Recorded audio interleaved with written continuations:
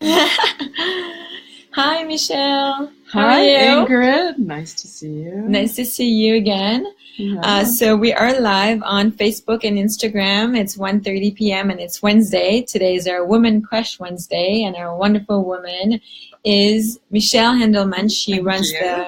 the film and media department at FIT. FIT is not just a fashion school; it's also a film school, and we really encourage all our people who are watching today to take a look and take a quick look at the website of fitnyc.edu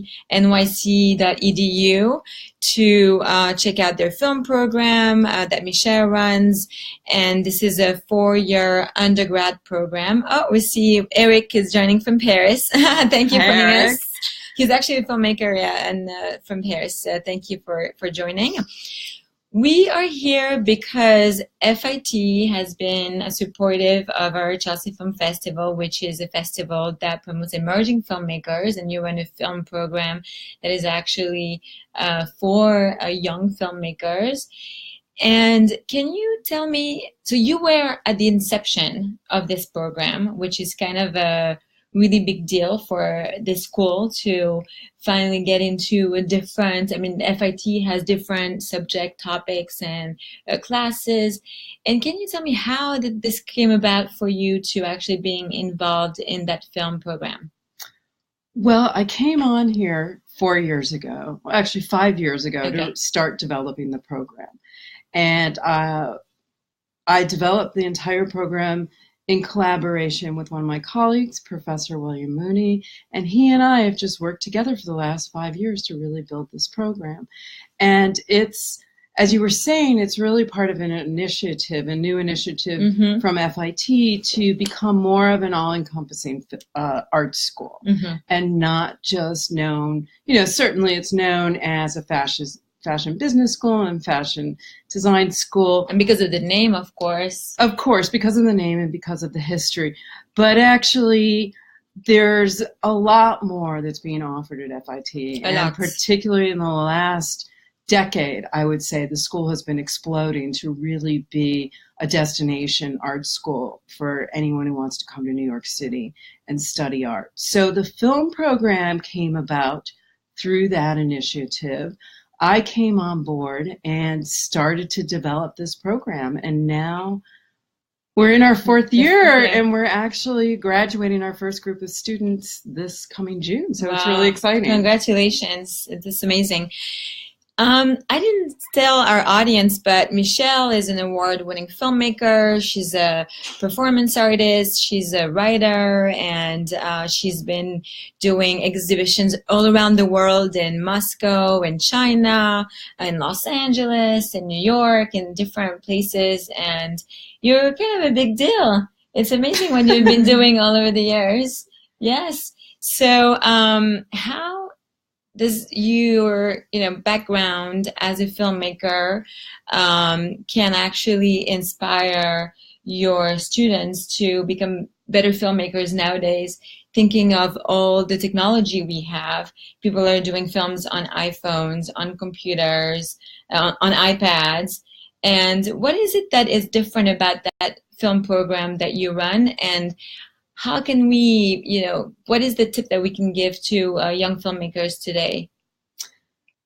Okay, It's a there's big big question. part question, Yes. but I would say, I mean, first, just to talk about the program, one of the things that's really unique about our program is that we truly combine film practice and filmmaking along with film history and film theory. Okay. And, I've taught all over the country in many different institutions, and you usually don't get those two things in the same package. You get one or the other, and we've really worked hard. I'm a filmmaker and visual artist. Professor Mooney is a film scholar and writer, and together we've worked hard to really build this program so that students who graduate from here will not only have an array of experience making work on multiple platforms and for multiple venues, but also will have a very substantial history of international cinema and film theory.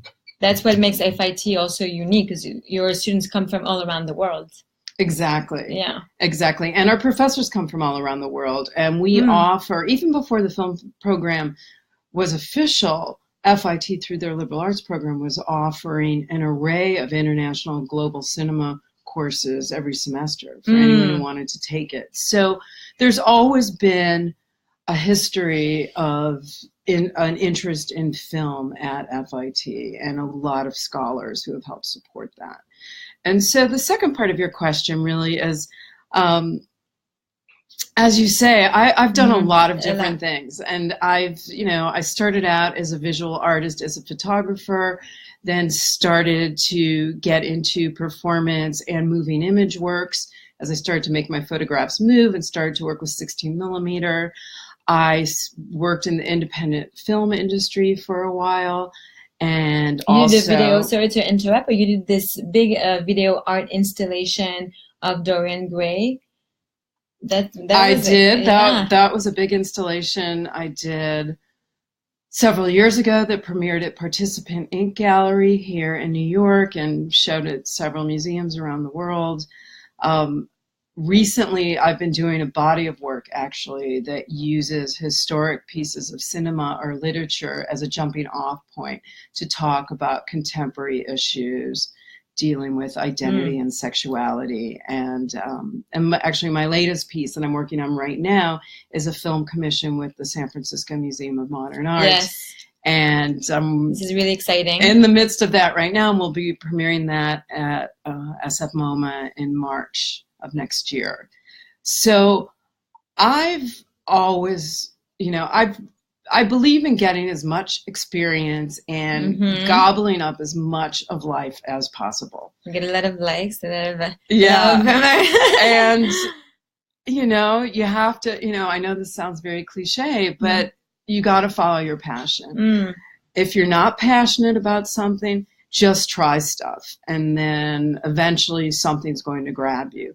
But you need to be passionate about what you're doing, and particularly when it comes to filmmaking and, visual art and moving image work, because it is so labor intensive, it's expensive, it's demanding, it's complicated, and just being a maker of any kind, it's nerve-wracking. Yes, it is. You deal, not only is there that anxiety of trying to make a good work of art, but showing and being rejected and keeping on and going, so I think if anything, the best thing I bring to my students is just me and my experience, and as a representation of someone who did not take an easy path, did not follow some preordained path, but made a path for myself that was long and winding and continues to be so.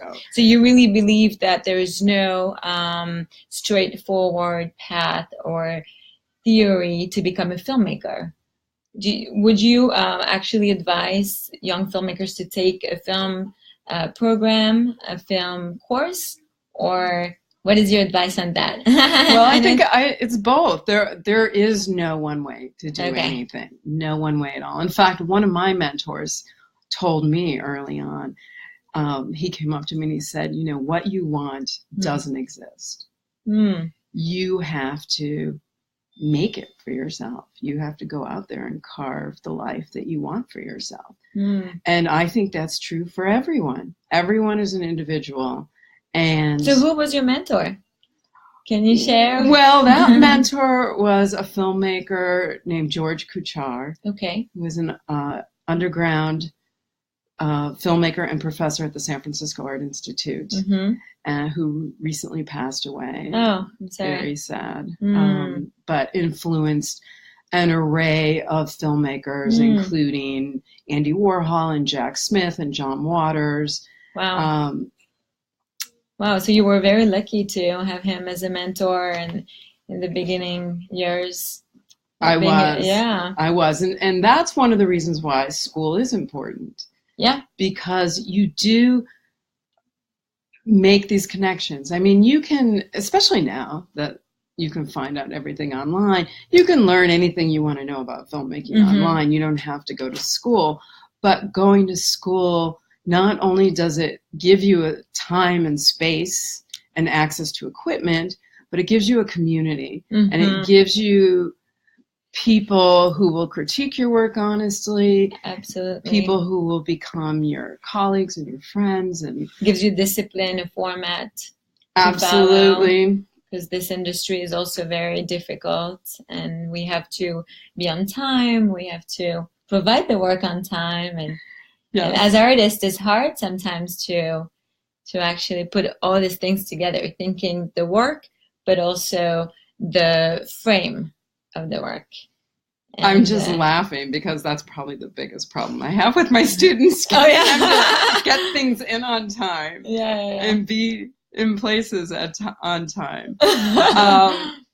I learned that the hard way when I first moved to New York. I remember I had a meeting with a big curator at the Whitney Museum, and for whatever reason, I didn't give myself enough time to get there, and the subways were slow, and I showed up 5 minutes before my meeting slot was over, and it was like, I'm happy to talk to you for 4 minutes, and that's it, because you missed your slot. And that is so important. And I do think, school does help ingrain those habits, and also engages and, brings you internship opportunities and makes these connections. And especially in a big city, it's so competitive and there's so many people out there, and it's all about who you know.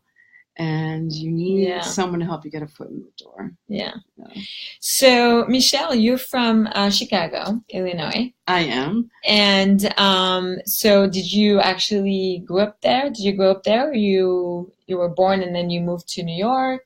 What's the I was born in Chicago. I was born on the South Side. Okay. And then, throughout the 60s and 70s, my family moved around.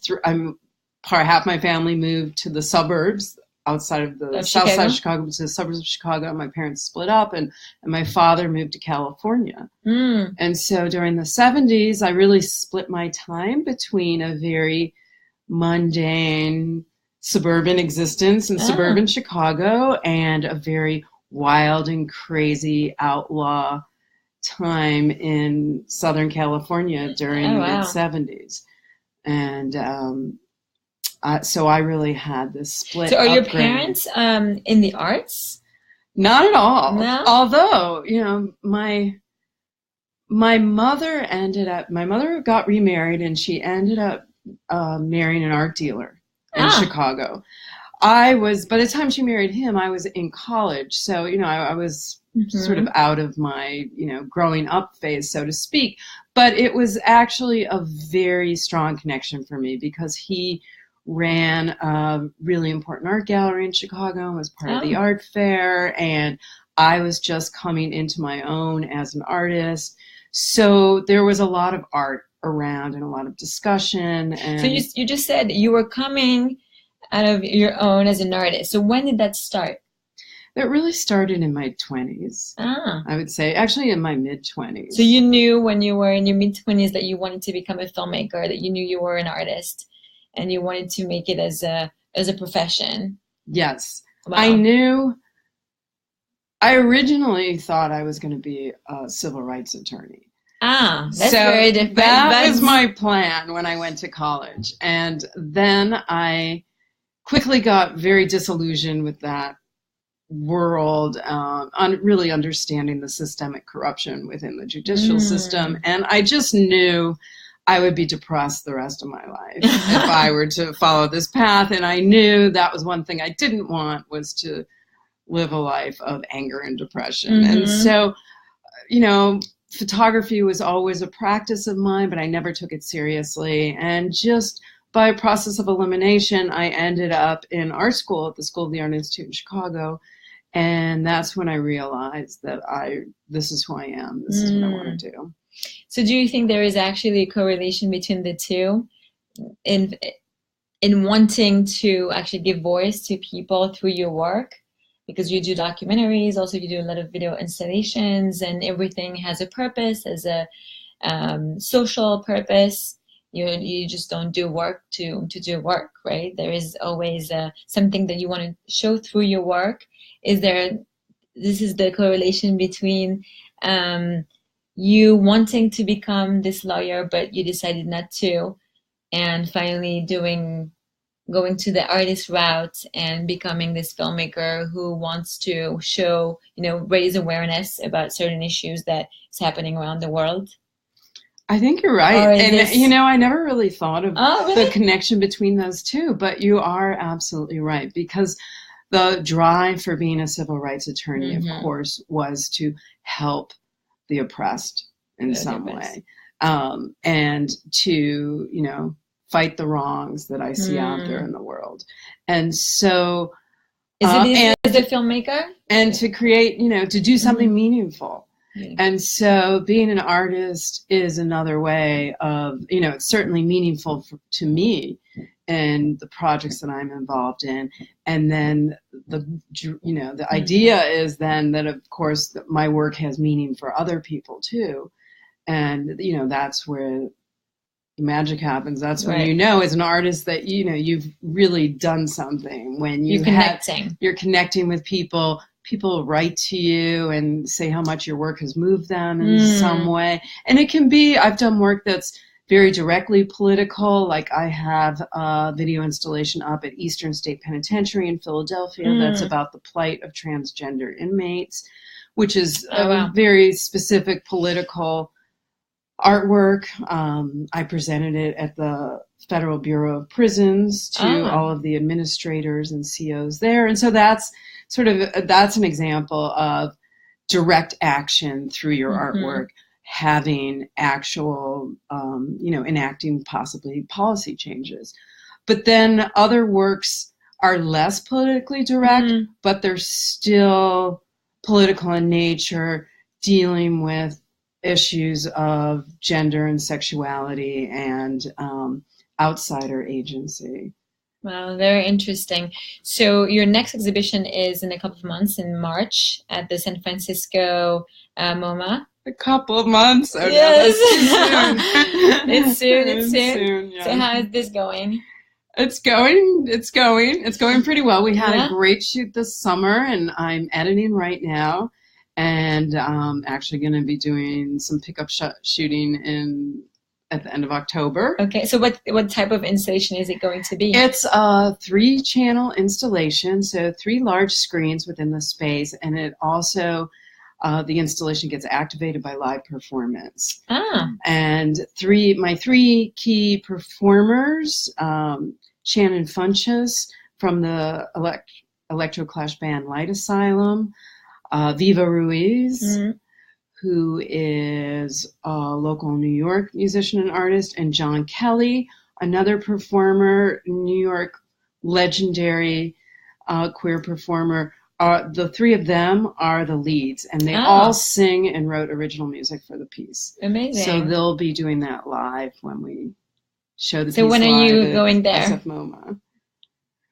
Well, I'm actually going there. I'm going there in November to do a lecture at the San Francisco Art Institute. Okay. And then I'll be going out there in March to present the show. Yeah. So the festival, the Jazz Film Festival, is coming up next month.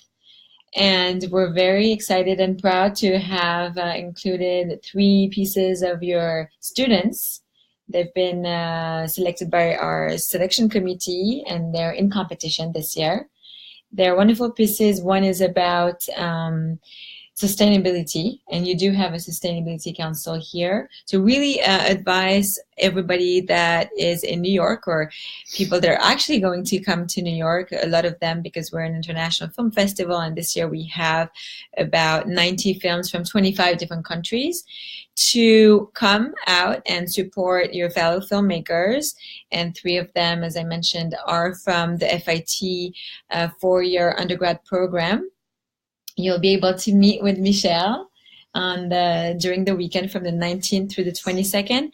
Is there anything that, this was a short live video, but is there anything that you want to say to a person that wants to become a filmmaker, that doesn't have much money to do this program? How much does it cost?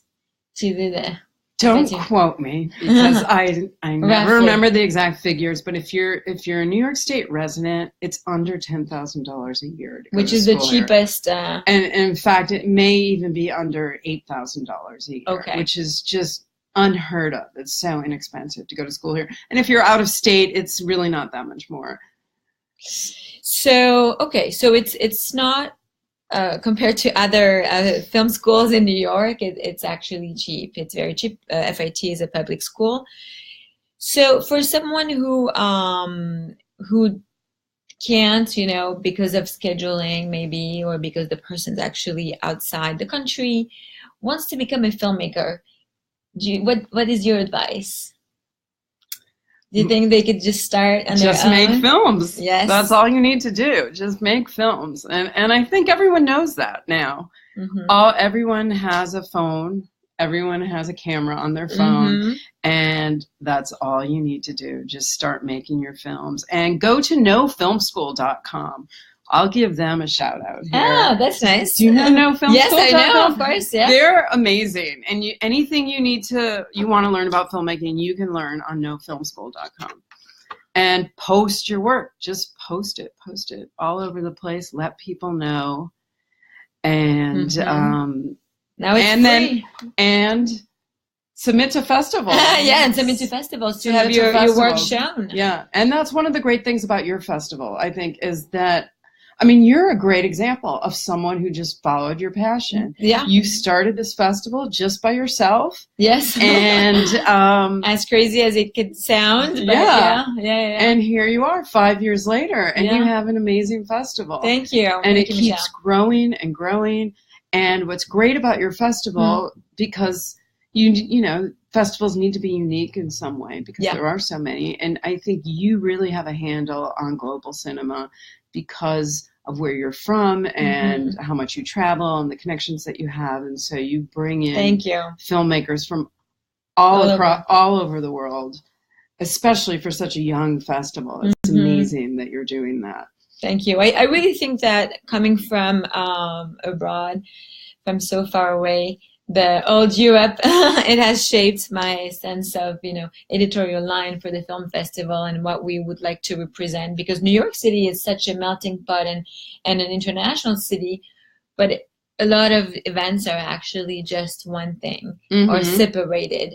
And we wanted to bring together the world so that people can actually interact more and bring, if we want to say peace, but bring more conversation, discussion, and just not be foreign to one another. And this is the great thing about New York. Yeah. Do we have any questions for Michelle? Well, there's people listening from the UK, and there's a lot of people who can't wait to come to New York after hearing. Very nice. But we have one question. I know this is probably a hard question, but what is your ultimate sort of inspiration when you were in that 20-year-old phase of artist-wise, who inspired you to really go out and pursue your dreams of being a filmmaker? Is there any particular artist, film? Oh, there's so many. Yeah.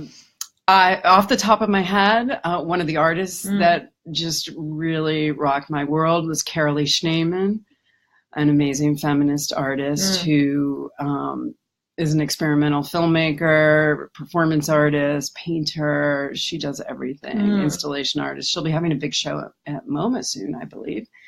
And also Fassbender. I always go back to Fassbender films. They opened me up to a whole new way of looking at representation and especially queerness on screen.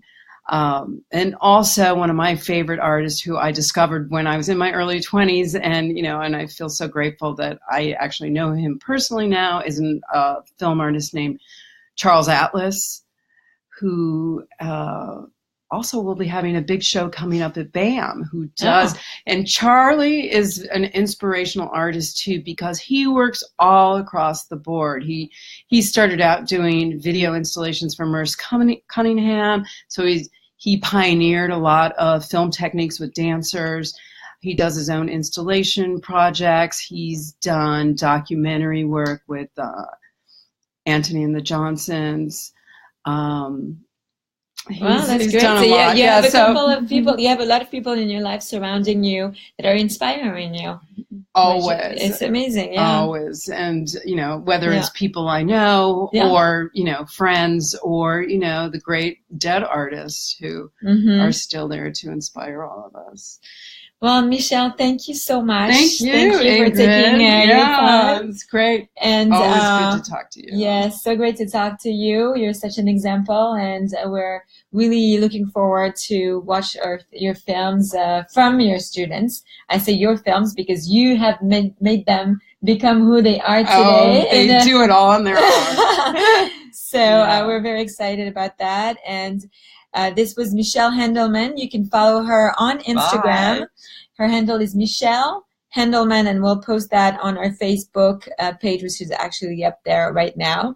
We're looking forward to seeing you next week, and please get to the Chelsea Film Festival next month. Bye. Bye.